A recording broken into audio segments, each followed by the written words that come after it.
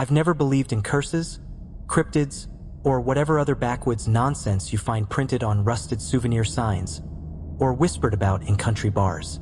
I grew up in cities with traffic, deadlines, and apartment walls too thin to keep secrets. The trailhead was quiet that morning, hushed beneath the red gold canopy of early October. I remember thinking how clean the air was, so crisp it almost stung when I breathed in too deeply, like it was filtered through some invisible sieve that strained out all the world's rot. I'd planned this hike for months, solo for days, a loop through a rarely used ridge trail in the southern Appalachians. It was supposed to be a reset, a break. My pack was tight, the weather was perfect, and for the first few miles, everything went exactly as it should. It wasn't until the second switchback that I saw him. The old man stood just off the path, motionless in a patch of fern-choked shadow, leaning on a crooked walking stick. His coat looked older than I was, moth-bitten wool, patched with darker cloth in mismatched squares. His left eye was clouded over, not white, but the color of cracked river stone. The other was sharp, watchful. There was something unsettling about the way he stared. Not hostile, not curious, just aware. "You're not on the map," he said, voice a low rasp. "Not anymore." I laughed nervously. "I'm pretty sure I am." "You got no business up here," he said, voice like dry bark. "I don't want any trouble, old man." "Trouble finds you anyway," he replied. The old man didn't smile. He reached into his coat and withdrew something. A length of leather cord wrapped around a small, dull object. He stepped forward, slow as roots growing, and dropped it into my hand without touching me. The amulet was heavier than it looked. A lumpy metal disc etched with crude, swirling lines. My fingers tingled where it touched them. "What the hell is this?" "Keep it close. And if you want to leave this place like you came, follow the rules." From the same coat pocket, he pulled out a folded slip of yellowed paper. 9 lines, written in a looping hand that looked older than ink. I asked him what this was, who he was, if this was some kind of joke. He just turned, shuffled back into the undergrowth, and vanished like he'd never been there at all. I called after him once, then twice louder, but the woods swallowed my voice and gave back nothing. I stood there for a long moment, the amulet warming in my palm like a coal. Then I opened the paper. Rules for the Ridge. Rule 1. If you hear bells behind you, do not turn around. They are not for you. Rule 2. If you see a pile of dead coyotes, leave some meat from your supplies and walk away. Do not turn around, no matter what you hear. Rule 3. If you meet someone who looks exactly like you, do not speak. Rule 4. If your compass begins to spin, walk downhill. Always downhill. Rule 5. Don't pick up rocks from the ground. You may hear voices in your head telling you to break this rule. Don't listen to them. Rule 6. If the campfire keeps going out, sprinkle salt around it. Rule 7. At dusk, hang the amulet from a branch above your tent. They will try to lure you out of camp. Do not leave your tent at night. Rule 8. If you dream of red water, you must not sleep again the next night. Rule 9. No matter what happens, never go into the church. I should have tossed the damn amulet. But something in me, maybe the same stupid curiosity that brought me up here in the first place, kept my hand closed around it. By mid-morning, the trail narrowed into an uneven corridor carved through pine and slate, the kind of place no ranger bothers to maintain. I checked my GPS twice. Nothing. The signal had vanished hours ago, just after I passed a rusted hunting blind and a cluster of trees blackened by old fire. I kept my compass close ever since. Despite the silence and the increasing sense of distance from the real world, I told myself I was fine. Better than fine. This was what I'd come out here for, wasn't it? Solitude, disconnect, a reset. The old man and his creepy rules were just noise. One weird encounter in an otherwise normal hike. But something in me wouldn't let go of the folded paper in my jacket pocket. I hadn't thrown it away. Not yet. It was just past noon when I heard the bells. Faint at first, like a wind chime swaying in a distant draft. I paused on a sharp incline, boots slipping slightly on loose stone, and listened. The sound came again, clearer now. delicate, metallic and close, behind me. The first thing I thought was goat. Maybe a wild herd with bells on their collars? It was the kind of thought that leaps forward to fill in gaps, to make something bizarre feel normal. But I hadn't seen a single animal all day. No birds, no squirrels, not even bugs. And these bells weren't the dull jangle of livestock. They had rhythm. They rang like a slow, deliberate procession. I stood frozen. The air felt different now. Denser, humid in a way that clung to the back of my neck. I realized I'd stopped breathing. The rule surfaced in my mind, unbidden. If you hear bells behind you, do not turn around. They are not for you. My instinct screamed to look, to confirm there was nothing there. I could already feel the weight of eyes boring into my back. But I didn't move, not at first. I shifted my feet slightly, the way you might if something brushed your skin in the dark, and you didn't want to startle it. The bells were closer now, not loud, still gentle, musical even, but unmistakably near. The trees around me had gone wrong. I didn't notice it until my fingers brushed one as I stumbled forward. The bark felt wet and soft, like damp fabric stretched over something hollow. I jerked away, bile rising in my throat. The bells stopped, felt like everything stopped. I stood in silence so complete it hurt, like pressure filling a vacuum. Then something exhaled directly behind me. The sound was not human. It was long, hoarse, too dry, like wind dragging itself through teeth. I felt warmth rise behind me, as though something huge were standing close enough to share breath. And still, I didn't turn. Instead, I moved one slow step forward, then another. I didn't look, didn't run. I walked with measured, mechanical calm, until the trees opened back up. And the sound, whatever it was, fell away into nothing. It wasn't until I reached a wide bend in the ridge and saw the valley below, slate blue and gold with autumn. I let myself stop and breathe again. My legs shook. My green shirt clung to me with sweat. I didn't tell myself it was in my head. I didn't try to explain it away, because I knew if I had turned, I wouldn't still be here. I kept walking until the sun tilted west, and the shadows between the trees began to stretch longer than the trunks that cast them. The trail, if you could still call it that, had dissolved into a game trail, worn more by deer and water than boots. No blazes, no cairns. Just instinct and slope to guide me. By 4 o'clock, I found a narrow ridge knuckle overlooking a dry streambed. It was a decent place to stop, so I shrugged off my pack and sat down on a smooth rock, legs trembling from the steady climb. I chewed a strip of jerky, ignoring the gnawing edge of exhaustion.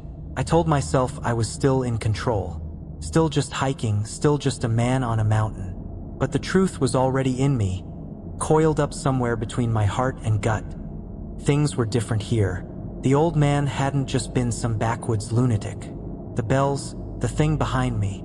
I took the amulet out of my pocket and held it in the sun. The metal stayed dark, matte and heavy, its swirling symbols catching no light, as if it absorbed more than it reflected. That was when I smelled it, rot. Thick and meaty, not fresh death, older, baked into fur and flesh by days under open sky. I stood up slowly, the jerky still in my hand, and followed the scent a few steps downhill. Then I saw them, coyotes, 7 of them, all dead in a haphazard pile near a fallen pine. Flies swarmed in clouds, but not on the bodies. They circled above, never landing, never touching. The coyotes were stiff, twisted at impossible angles, their mouths frozen mid-snarl. One of them looked like it had been gnawed open from the inside. I froze, remembering the rule. If you see a pile of dead coyotes, leave some meat from your supplies and walk away. Do not turn around, no matter what you hear. I fumbled for my pack. My hands shook as I pulled out the Ziploc of trail mix and a vacuum-sealed sausage I'd planned to save for dinner. Without getting closer, I tossed both toward the pile. The sausage bounced off a ribcage. I backed away slowly, step by step. The sound started just as I reached the first of the yellow-leafed birches. A low whimper, not from me, a coyote, or something that wanted to sound like one. It grew louder with each step I took. First, one voice, then 2, then more. Snarling, snapping, the crunch of paws on dry leaves. A chorus of predatory hate growing louder, closer. I kept walking faster.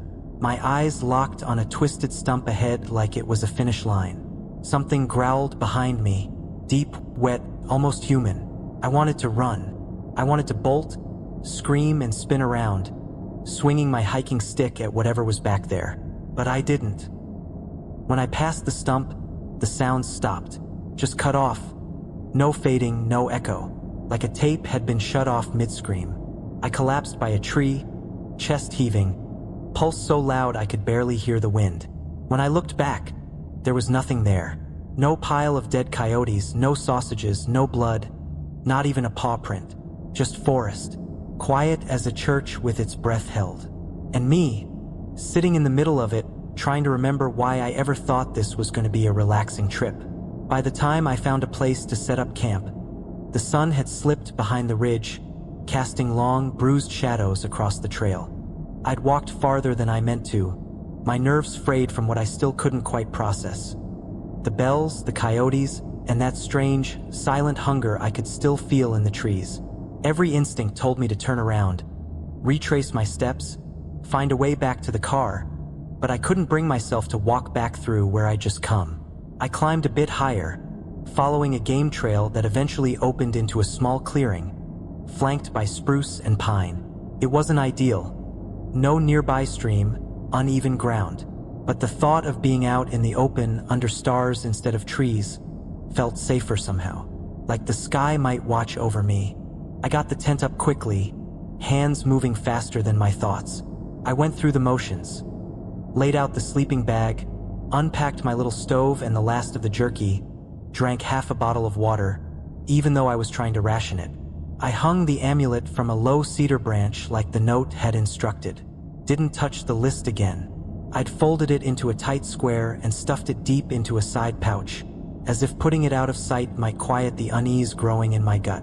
The wind picked up a little after dark, sharp and cold. It carried the scent of pine sap and something else.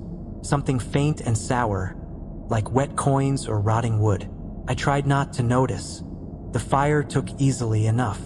I sat close to it, letting the heat work the ache from my legs, the glow washing the trees in soft orange. For a little while, it even felt normal. The kind of quiet you expect on a solo trip. Just insects, breeze, flame. And then the fire went out. Not gradually like it lacked fuel. 1 second it was there, flickering and crackling. And the next, it vanished, snuffed like someone had clapped their hand over it. I sat in the dark, the smoke still curling up in confused spirals from the damp logs. I relit it, frowned, watched it longer this time, but it happened again. 30, maybe 40 seconds later. Poof! And the fire was gone. I didn't want to admit how fast my heart started beating. I checked the logs, my lighter, the wind. There was no rational explanation for it at all. It went out a third time. This time, I didn't relight it. My fingers shook as I dug through my bag, until I found what I was looking for. A crumpled Ziploc full of coarse salt, meant for seasoning, not summoning protection. But the Rule 6, flashed in my mind like a strobe. If the campfire keeps going out, sprinkle salt around it. I felt like an idiot doing it. I don't know why that bothered me so much. Being wrong, looking silly, even out here alone in the dark with no one to judge me. But I did it. I took a handful of salt and scattered it in a wide circle around the fire pit. Then a second handful, tracing the line again, until the faint white dust ringed the fire like a boundary. I lit the fire a final time, sat back, waited. It held. No wind, no flicker, just steady flame. I let out a slow breath I hadn't realized I was holding. I even managed to eat something. It wasn't until I turned to crawl into my tent that I noticed something strange. Something that hadn't been there before. Just past the edge of the salt ring, the pine needles had been disturbed. Not scattered randomly, but in a shape. A rough and partial print. Toes. Heel. It was a freaking barefoot print. I didn't sleep much that night. By morning, the air had taken on a different character. Something heavy, watchful. No birds called, no insects buzzed. Even the trees stood too still, as if waiting for something to pass. I stepped outside and felt the shift instantly. The hush wasn't just quiet, it was held breath, like the ridge itself didn't want to be awake. I packed quickly, keeping my eyes low. The salt ring was still visible in the dirt around the fire pit, but the footprint had been joined by others. Half-prints, warped as if the ground hadn't known how to receive them. A few pointed toward the tent. One was less than a foot from the flap. The amulet burned cold against my chest as I slipped it beneath my shirt. I pulled out my compass, double-checked the trail map, and set off, angling west toward what should have been a lower portion of the loop. According to the elevation lines, the trail would slope gradually downward for a few miles before hitting a crossing stream. From there, I'd make for the old ranger shelter. That had been the plan. Simple and sensible, but the forest didn't care about my plan. I must have walked an hour before I realized the sun was in the wrong place. Too high, too warm on the left side of my face.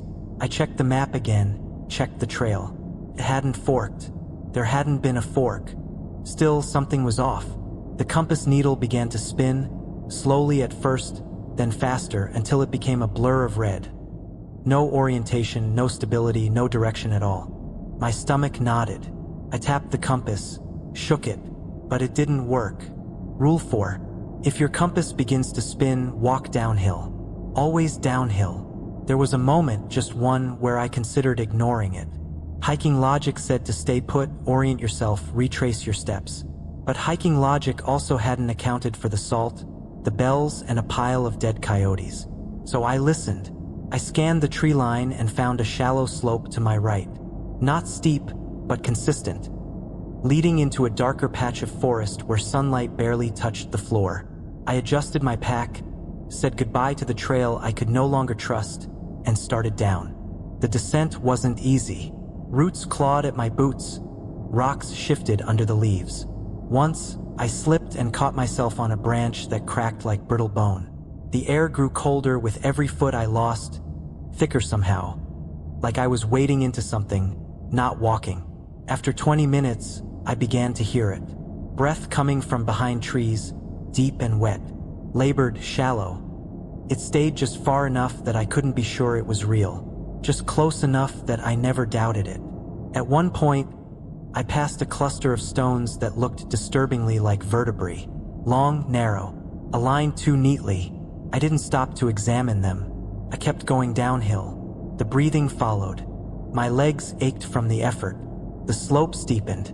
I had to brace myself with my hands, grabbing bark, digging into dirt, all while that thing, whatever it was, kept pace in the shadows above. Finally, I spotted it through the trees. A gully, its floor carpeted with moss and old creek silt. I stumbled into it and kept walking for another quarter-mile before the compass stilled. The needle pointed north. I collapsed onto a rock, chest heaving. My shirt was soaked through, mud streaked my arms. The sound behind me had vanished. I didn't feel relief. I felt chosen, like the forest had decided, for now, to let me pass. I made camp in a clearing just above the creek bed, where the trees gave way to a patch of overgrown fern and flattened reeds. The air there smelled faintly of iron, though I tried not to dwell on it. I had salt left, I had fire. The compass, now motionless again, rested beside me like a sleeping animal. No rules had triggered since the descent, and I let that lull me into a fragile sense of safety. I wish I had stayed awake. Sleep took me quickly, heavier than usual, like my body had been waiting for permission to shut down. The moment I crossed the threshold into unconsciousness, the forest was gone. I was standing in ankle, deep water. The sky overhead was black. Not night black, but endless, starless, cavernous. The water shimmered beneath me, rippling in silent waves, and I realized, with a kind of slow-burning dread, that it wasn't reflecting anything. No moon, no trees, not even me. Then the ripples thickened. The color shifted, crimson. At first, it was subtle, like ink diluted in a tub, but it deepened quickly, growing darker, richer, until it stained everything. The smell came next, sweet and metallic, like a butcher's sink left too long in the heat. I backed away, but the water followed, lapping at my ankles. Then the whispers began. Not loud, not clear, but they knew me. I could hear my name woven through their murmur, over and over, like a chant. Some begged, some laughed. One just wept, dry and harsh like sand scraping glass. I tried to run, but my legs barely moved through the thick crimson liquid. I called out, but no sound came from my throat. Only bubbles, blood bubbles, and just when I thought I would drown in that place, I woke. The fire was dead. My hands were shaking. The amulet felt cold and distant against my chest. The sky was still dark, just before dawn, and I remembered Rule 8 with sudden, terrible clarity. If you dream of red water, you must not sleep again the next night. I didn't hesitate. I threw more wood onto the fire, lit it again with trembling fingers, and ripped open my pack to double-check what I had. Coffee, trail mix, salt. Just enough to make it through the next 24 hours. But the exhaustion was already there, burrowed deep in my bones. My whole body felt like it was melting inward. My head swam with phantom images. Flickers of crimson, of hands in the water, of whispering mouths just beneath the surface. I got up and walked circles around the fire, slapped my cheeks, muttered anything I could to keep my mind moving. And all the while, I could still taste the dream, metallic and cloying, coating the back of my throat. Daylight came eventually, pale and washed out, like a photograph left too long in the sun. It brought no comfort, because I knew what came next. Sleep deprivation wasn't just about yawning or sore eyes. It warped the world, made shadows twitch, made winds sound like voices. And I had a long, long night ahead. By mid-afternoon, the trail had all but vanished. What passed for a path was now just a suggestion. A faint thinning of the undergrowth winding between moss-choked stumps and boulders so old they wore their own miniature forests. I hadn't eaten much. My hands trembled when I tried. My body felt foreign, slow in places, twitchy in others. And the sun seemed too bright, glaring between branches like it wanted something from me. The lack of sleep was beginning to peel away my edges. I knew it. I told myself it was temporary, just one night to survive. But the woods knew otherwise. All of a sudden, I heard the humming, a low, almost musical vibration beneath my boots. At first, I thought it was distant machinery, a far-off chainsaw or maybe a power line humming across the ridgeline. But there was no rhythm, no source, and as I kept walking, it grew sharper, more intimate, like a tuning fork pressed to the inside of my skull. Then I saw the first rock. It wasn't remarkable, just a squat, gray thing half sunken into the leaf litter. Except it wasn't just gray. It shimmered faintly with veins of silver running through it like frost. As I passed, I felt my body tilt slightly toward it, like a wire had been tied from my ribs to the stone itself. I told myself to keep walking. The second one was larger, round, almost egg-shaped, perched atop a decaying log like it had been placed there. That hum grew stronger, and with it came something else. A voice. Not loud, not foreign, familiar somehow. A half-whisper that vibrated behind my teeth, as though the sound were being thought directly into me. Just one. Pick it up. You'll feel better. I stopped walking. My head pulsed with heat. My tongue felt too big for my mouth. It'll steady your hands. Clear your mind. Just touch it. That's all. I clenched my fists until my nails dug crescent moons into my palms. I thought of Rule 5. I repeated it aloud, hoarse and cracked. Don't pick up rocks from the ground. You may hear voices in your head telling you to break this rule. Don't listen to them. The voice laughed, low and soft, like water running over bone. He said that too, you know, the last one. But he was weaker than you. Dropped to his knees, wept when it burned through him. That won't happen to you. You're stronger. I turned away, forced myself to walk faster. I wouldn't look at the rocks, but they kept appearing. Every 10 steps, another. Some small, some massive, stacked in cairns or embedded in trees like tumors of granite and quartz. And with each one, the voice pressed harder, weaving through my thoughts like roots through rotted floorboards. Pick one. Anyone. "You're tired. We can help." My legs buckled on a slope slick with pine needles. I caught myself on a stump and nearly grabbed a stone that was nested in its roots. The heat from it singed the edge of my palm. I yanked back, heart thundering, and stumbled away. I ran. Branches clawed at my arms. My backpack swung wildly with every uneven stride. I didn't stop until I reached a narrow shelf of rock overlooking a gully, where the stones thinned and the voice fell mercifully silent. My breath came in ragged gasps, the kind that scraped the throat raw. I dropped to my knees, pressing my forehead to the dirt, and stayed there until my pulse slowed. The amulet on my chest burned with cold, like it was trying to anchor me to something real. When I finally dared to look behind me, I saw the trees shifting, like something massive and unseen was moving through them, disturbing the underbrush without touching it. And in the silence between the gusts of wind, I thought I heard deep and slow breathing. I didn't know what it was. The only thing I knew, I couldn't stop walking. I descended the ridge as the light began to fail, a pale golden smear fading into the skeletal canopy above. The woods had grown quieter with each passing hour.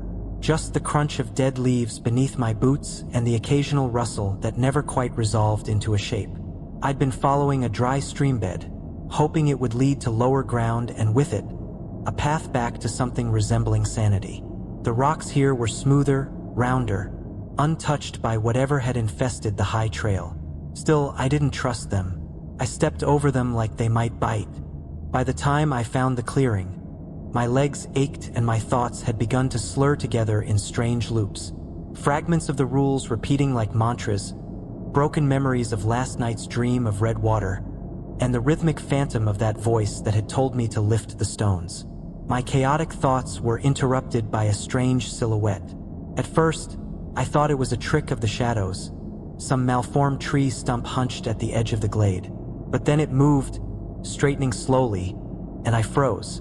He stood maybe 20 feet ahead, on the far side of the clearing. Same build, same boots, same backpack frayed at the left strap.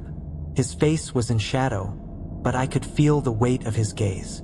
It was me, every inch, every scab and scar, the same cut on the knuckle from where I'd scraped a branch hours earlier. His chest rose and fell in perfect mirror to mine. When I took a step back, so did he. My throat tightened. Instincts screamed to speak, to say something rational, to break the moment, to challenge it. But I remembered Rule 3, burned into my skull now. If you meet someone who looks exactly like you, do not speak. The silence stretched. A wind passed through the trees, rattling the dying leaves like dry bones in a jar. My double cocked his head slightly to one side. His lips curled into a near smile, wrong in shape, too many teeth showing. And then he stepped forward. I didn't run. Something held me in place. Maybe fear, maybe the knowledge that breaking into a sprint would give it permission to do the same. I backed away slowly, breathing through my nose, heart hammering in my chest. He kept pace. No rush, just slow, confident walking, like he knew I had nowhere to go. 10 feet. His eyes caught the light as he stepped into a shaft of fading sun. They weren't mine. Mine are hazel. His were pitch black. 7 feet, he raised a hand. My hand, and pointed to the amulet around my neck. His smile widened and then he opened his mouth. No sound came out, just the gaping shape of words forming in mockery. I know you. I see what you're hiding. The rules didn't say anything about hearing him, only about speaking. I stepped backward again. My heel caught on a root, and I went down hard, the wind knocked from my lungs. He was above me now, crouching like an animal, head tilted, face only inches from mine. He mouthed one final word. Soon. Then he stood, walked backward, still facing me, and disappeared into the tree line as if the forest itself had opened to swallow him whole. I lay there for a long time, staring at the place he'd gone, trying not to think of the way he moved, the way he knew me. When I finally sat up, the sun had dipped behind the ridge. Night was coming fast. I needed to make camp before I lost all light.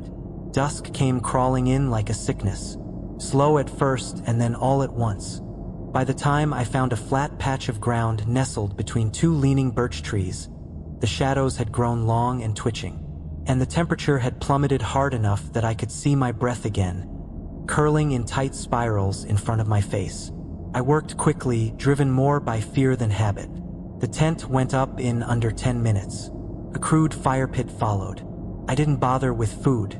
My hands shook too badly to strike the flint with precision anyway, and the hunger gnawing at my gut didn't feel normal. It felt like something had reached inside and pinched the part of me that still wanted to eat. But I remembered the rule. At dusk, it said. I pulled the amulet from under my shirt and held it for a moment in my palm. It was warmer than it should have been, pulsing faintly with a rhythm that didn't match my heartbeat. The longer I stared at those twisting lines etched into the metal, the more they seemed to shift, as if the design were a tunnel, not a shape, something to fall into. I snapped myself out of it and looped the leather cord over a low-hanging branch, just above the peak of the tent. It spun slowly in the cooling breeze, catching what little light remained. Then I sprinkled salt in a wide circle around my camp, careful to make sure it connected end to end. When I was done, I ducked into the tent, zipped it tight and sat cross-legged on my sleeping bag, knife in my lap, flashlight in hand. The woods went silent, the kind of silence that seems to wait, that feels hungry. I turned off the flashlight to preserve the battery, then sat there in the dark with nothing but the sound of my own breathing and the faint brush of branches shifting above me. The amulet creaked as it swung in the wind, a soft pendulum that seemed to mark time slower than reality. The minutes stretched, and then the voices came. They didn't start with words, not at first. Just the sound of someone moving beyond the tent. A careful rustle, a footfall on dry leaves, the snap of a twig that made my spine stiffen like a steel rod. I held my breath. Another footstep, then, "Hey!" Male voice. My voice. "Hey, I need help. I think I'm hurt." My fingers clenched tighter around the knife. My throat burned with the effort not to respond. "I know you're in there. I can see the tent moving." Another voice now. Higher, female, soft and wet, like someone speaking underwater. "Please, please help me. He's still out here." The zipper twitched, just a fraction, enough to make my breath catch. I didn't move. Outside, something scraped across the nylon wall of the tent. Fingernails? Claws? I didn't want to know. The voices kept coming, overlapping, imitating people they shouldn't know. My mother, my old college roommate, a girl I dated 10 years ago. All of them telling me to come out, that I'd been forgiven, that everything was okay now, that the amulet was just superstition and I didn't need to be afraid. I squeezed my eyes shut, curled tighter around the knife. "Don't leave the tent. Do not leave the tent." Eventually, they changed tactics. A baby crying, low at first but getting louder, like it was just outside the flap, abandoned and cold. And then, in the middle of it all, came the worst sound of all. Absolute unnatural silence. I don't know how long I sat there. Time had become something that stretched and snapped back unpredictably, like a rubber band in a child's hands. I fought with the last of my strength against the tight embrace of sleep. I checked my watch, 3:09 a.m., almost through, and then I heard it, just once. A whisper so close to my ear that it felt like breath brushing my skin. "We see you." I didn't scream, just held my ground and waited for the sky to change color. By the time morning light broke through the tent's thin skin, I felt like I'd aged 10 years. I unzipped the flap slowly, cautiously. Outside, the salt circle was untouched. The trees looked ordinary again, except for one thing: the amulet was gone. The branch it had hung from was splintered, snapped clean in half, like something heavy had pulled it down in the night. I didn't pack up right away. I sat there for a while in the dirt, my hands trembling, waiting to see if the sun was real. The forest stopped, pretending sometime after midnight. No birdsong, no wind, no life except for me, and even that felt like a temporary condition. My legs carried me forward on instinct more than will, staggering down the trail as if gravity had turned spiteful, pressing me into the soil. The rules had become my only compass, and even those felt like they were fraying at the edges. I repeated them under my breath like a prayer, a lifeline braided from dread. I wasn't sure I believed in any of it still, but belief didn't seem to matter. The ridge believed in me. The ground dropped out in a sudden slope, a steep ravine I hadn't seen coming. I skidded and fell, bark tearing skin from my palms, as I tumbled into another world. When I stopped moving, I found myself staring at a building I could not remember arriving at. A church, squatting crooked beneath a knotted canopy of trees. The building leaned in on itself, all splintered beams, and a roofline that looked like it had once tried to rise before being forced back down. Its bell tower hung silent and shattered, but a deep chime rolled out anyway, a heartbeat in the air, a warning I was already too late to heed. Rule 9. No matter what happens, never go into the church, but something was waiting inside. I didn't even realize I'd stepped through the threshold until the door closed behind me with the sound of a coffin sealing shut. The inside was worse, not because it was grotesque or gory. There was nothing obviously horrific. Just old pews, a broken altar, dust, thick enough to clog thought. But the atmosphere, it felt like a childhood nightmare I'd forgotten, or a grief too heavy to process. My breath caught in my throat as I moved down the aisle. Light filtered in through shattered stained glass, bleeding the room in warped reds and greens. At the far end, just behind the pulpit, stood a mirror. No frame, no cracks, just a tall, silent sheet of glass, anchored to nothing. And in it, I saw myself, but not the me that stood there. This version was older, hollowed. Eyes sunken, shoulders stooped. He looked like someone who had been here far too long. His lips moved. I didn't hear the words with my ears, but I understood them like a thought grafted into my skull. There is no out. There is only through. My reflection raised its hand and my body did the same. I tried to stop, but I couldn't. My hand reached into my pack and pulled out the paper. The rules. The damn rules. The reflection smiled. A knowing, mournful smile, and then whispered one final line. You forgot Rule 10. I froze. I'd read the list 100 times. There were only 9. Weren't there? But the reflection turned the paper over. There, scribbled in faint graphite beneath a smear of blood. Rule 10. Do not trust the one who gives you the rules. My stomach turned. I saw the one-eyed man again. Not as a wise hermit, but as a sentinel, a warden. Not helping me survive, but guiding me deeper with every step. Every line was not a warning, but a leash. The moment that knowledge clicked into place, the mirror shattered into horrible eyes. 7 of them, wide and unblinking, burst forth from the glass like boils erupting, and behind them came the thing. Not a creature, not a man, something entirely else. An amalgam of every version of me that had ever died on this trail. Each failure, each mistake, each echo of a choice gone wrong. It bled out of the mirror and rose to meet me. I ran out the church, through the trees, across a forest that had rearranged itself into a maze of things I had almost forgotten. My old bedroom wallpaper, the smell of my father's garage, a high school hallway, bleeding leaves from the lockers. All of it warped, decaying, wrong. Something was chasing me. Something I couldn't see, but felt in my lungs.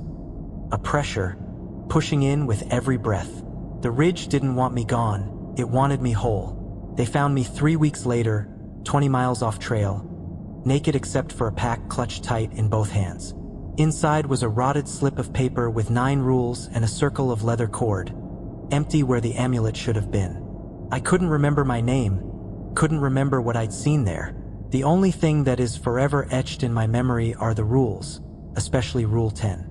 Now I sit at the edge of the forest, watching the trailhead like a lighthouse keeper on a cursed shore. Sometimes, I see new hikers pass by, eager, unaware, curious. One of them will stop usually, ask for directions, ask about the trail, ask if it's dangerous up there. In response, I nod my head with a smile, reach into my pocket and ask them, "Are you sure you're on the map?" Appalachia. A place shrouded in countless scary and heart-wrenching legends, and numerous tales about cannibal spirits, winged humanoid creatures, and malevolent mimics are joined now by a new, no less terrifying story. A story about a one-eyed old man who drives people crazy and turns them into his unwilling puppets. By the way, did you notice in the previous stories you heard, the rules gave people a chance to survive? However, what once seemed like the only salvation may actually lead you to your doom. So don't be naive. Sometimes even the rules can lie.